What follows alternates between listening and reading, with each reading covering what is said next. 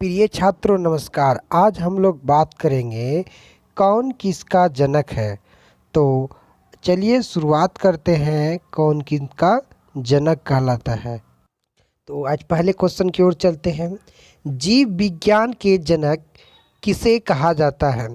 तो जीव विज्ञान का जनक जो है अरस्तु जी को कहा जाता है।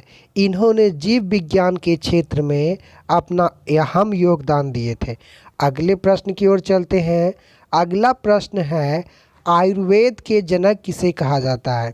तो आयुर्वेद के जनक जो है चरक जी को कहा जाता है।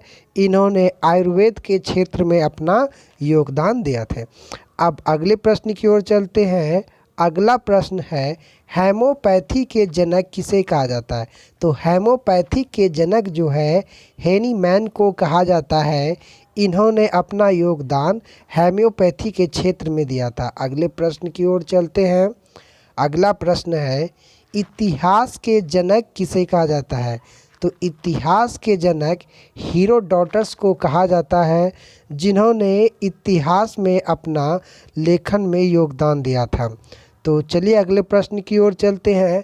अगला प्रश्न है सूक्ष्म जीव विज्ञान के जनक किसे कहा जाता है। तो सूक्ष्म जीव विज्ञान के जनक लुई पाश्चर को कहा जाता है और इन्होंने अपना योगदान दिए थे। अगला प्रश्न की ओर चलते हैं।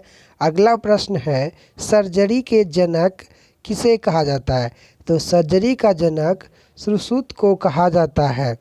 इन्होंने सर्जरी के क्षेत्र में अपना योगदान दिए थे।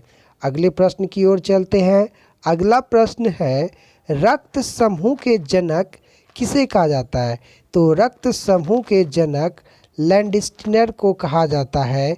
इन्होंने अपना योगदान रक्त समूह को खोजने में दिया था। अगले प्रश्न की ओर चलते हैं। अगला प्रश्न है प्राणी विज्ञान के जनक किसे कहा जाता है। तो प्राणी विज्ञान के जनक अरस्तु जी को कहा जाता है, जिन्होंने प्राणी विज्ञान में अपना अहम योगदान दिए थे। आज के लिए इतना ही। धन्यवाद।